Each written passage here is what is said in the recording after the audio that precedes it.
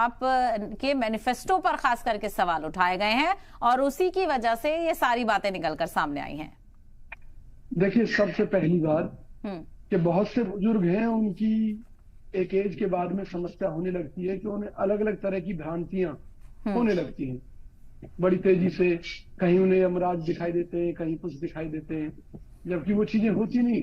हम्म। तो मोदी जी का शायद एज बढ़ने का फैक्टर है कि उन्हें ऐसी ऐसी चीजें दिखाई दे रही हैं जिनका कोई वजूद ही नहीं है। वो मैनिफेस्टो की बात करते हैं। भाई, अगर कांग्रेस के मैनिफेस्टो में ये सब है तो मोदी जी सुप्रीम कोर्ट में क्यों नहीं चले जाते? मोदी जी के पास सीबीआई है, ईडी है, पुलिस है, मुकदमा क्यों नहीं दर्ज करते? क्यों? क्योंकि कोई भी पार्टी संविधान का उल्लंघन करके कोई भी बात अपने घोषणा पत्र में नहीं दे सकती। और वो भी इतनी खतरनाक बात कि हम सत्ता में आए तो हिंदुओं की बहन बेटियों के मंगलसूत्र उनके गले से छीन लेंगे, आपकी संपत्ति, हिंदुओं की संपत्ति छीन कर मुसलमानों में बांट देंगे। भाई, इस देश में लोकतंत्र है या नहीं है? माननीय मोदी जी, अगर इस देश में कोई कोर्ट ऐसी होती कि जहां झूठ बोलने पर सजा होती, तो मैं दावा करता हूं कि इस देश में सबसे ज्यादा सजा अगर किसी को मिलती तो उसका नाम नरेंद्र मोदी होता। आप प्रधानमंत्री होकर इतने बड़े बड़े झूठ कैसे बोल सकते हैं? और शहबाजी, मैं आपको भी कहता हूं, देखिए, आप पत्रकार हैं, सीनियर पत्रकार हैं, आप खुद एक बार विश्लेषण तो कीजिए कांग्रेस के घोषणा पत्र का कि उसमें कहां लिखा है ऐसा जो मोदी जी कह रहे हैं। क्योंकि मोदी जी प्रधानमंत्री हैं, इसलिए जो मर्जी झूठ बोले जाएंगे और ये सोचकर बोले जाएंगे कि भाई कोई उसके ऊपर सवाल खड़ा नहीं कर सकता। तो निश्चित तौर पर इस देश में हिंदू मुसलमानों की जंग होनी तय है। लेकिन सवाल यह है कि मोदी जी को आखिर इस स्तर तक क्यों गिरना पड़ा? बिल्कुल, सवाल यही है कि आखिर इस चुनाव का जो मिजाज, अब आप उन सारी चीजों को बेहतर बनाने की कोशिश करते हैं, तो क्या जिस तरह की चीजें माजी में देखने को मिली है उसी का खामियाजा आज भुगतती हुई नजर आ रही है कांग्रेस, और बीजेपी इसका फायदा उठा रही है? देखिए, पहली बात यह है कि ये जो देश में हालात बने हैं, इसके लिए मोदी जी की उम्र जिम्मेवार है। उम्र के इस पड़ाव पर उन्हें कुर्सी से इतना ज्यादा मोह हो चुका है कि वो ये समझ नहीं पा रहे कि वो देश का भला कर रहे हैं या बेड़ा गर्क कर रहे हैं, जबकि देश के लिहाज से वो देश का बेड़ा गर्क कर रहे हैं। पहली बात। दूसरी बात, उनकी बौखलाहट का कारण क्या है? उन्हें जैसे ये जानकारी मिली कि पहले चरण के चुनाव में न तो राम मंदिर का मुद्दा चला है, न 370 का मामला चला है। मामला चला है क्या? रोजगार का, कि भी इस देश में बेरोजगारी चरम पर पहुंच गई है, इस देश में महंगाई चरम पर पहुंच गई है, इस देश में लोगों का अपना जीवन यापन करना भारी पड़ रहा है, लोगों के लिए अपने बच्चों को पढ़ाना भारी पड़ रहा है, लोगों को अपने फ्लैट की या दूसरी ईएमआई भरना भारी पड़ रहा है। तो जैसी ये जानकारी मिली तो फिर मुद्दा एक ही रह जाता है, धर्म की अफीम सबसे बेस्ट है। ईस्ट या वेस्ट, धर्म की अफीम इज बेस्ट। तो मोदी जी ने वो खुद भी चाट ली है और जनता को भी चटा रहे हैं। सबसे बड़ी बात यह है। वरना मुझे एक चीज बताइए, सारी रैलियों का आप इनका निचोड़ देख लीजिए। कांग्रेस ने ये किया, कांग्रेस ने वो किया। आप ये बता दीजिए आपने पिछले 10 साल में क्या किया? बेरोजगारी में नंबर 1 बना दिया देश को, आर्थिक हालात इतने खराब कर दिए कि देश के ऊपर कर्जा बढ़कर 205 लाख करोड़ पहुंच गया।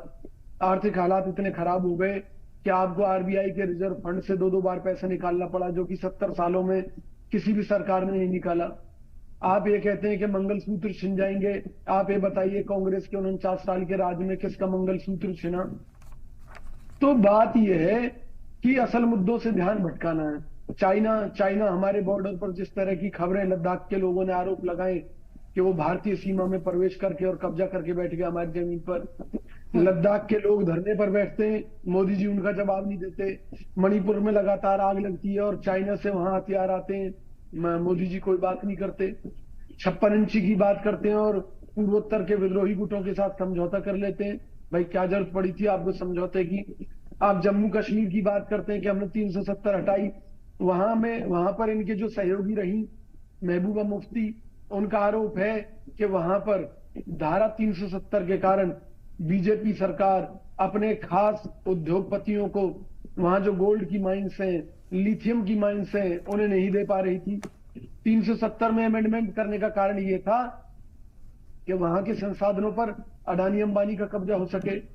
इस देश के 40% जो हम ये कहें प्रॉपर्टीज वगैरह हैं, उन पर 1% लोगों का कब्जा है।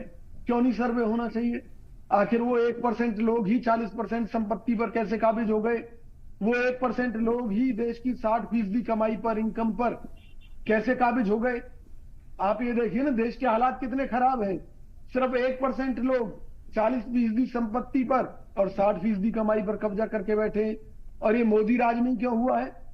वर्ल्ड बैंक ने चेतावनी दी है कि भाई आपके यहाँ जो बेरोजगारी की दर है वो अंग्रेजों के समय को भी क्रॉस कर गई।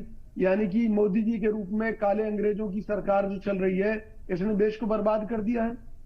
किसी सड़क पर जाइए, टोल टैक्स दीजिए। आप गाड़ी खरीदिए, उस पर पहले से ही रोड टैक्स दीजिए। आप पेट्रोल डीजल डलवाइए तो उस पर 100% टैक्स दीजिए। भाई कितना लूटेंगे? बिजली के बिल में तमाम तरह के टैक्स कब तक लूटना चाहते हैं? आपने चावल पर टैक्स लगा दिया, आपने तमाम चीजों पर टैक्स लगा दिया। टैक्सों का दायरा बढ़ा बढ़ाकर जनता से आप लूटे ले रहे हैं और पूंजीपतियों का कर्जा माफ कर रहे हैं।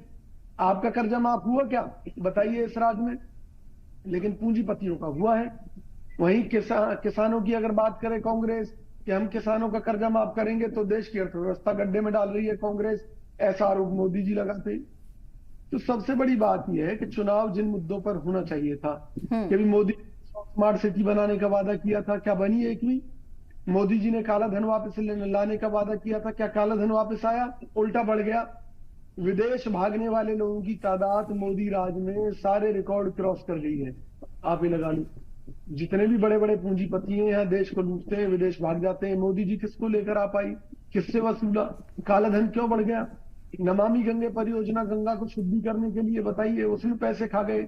इलेक्ट्रॉल बॉन्ड सबसे बड़ा घोटाला है देश और दुनिया का, जिसमें एक्सटॉर्शन की गई। पहले सीबीआई ईडी के छापे पड़वाए गए, बाद में चंदा ले लिया गया। बिल्कुल, ये दीगर मुद्दे देखने को मिल रहे हैं और ऐसे में इन मुद्दों पर सवाल भी उठता है। लेकिन अमित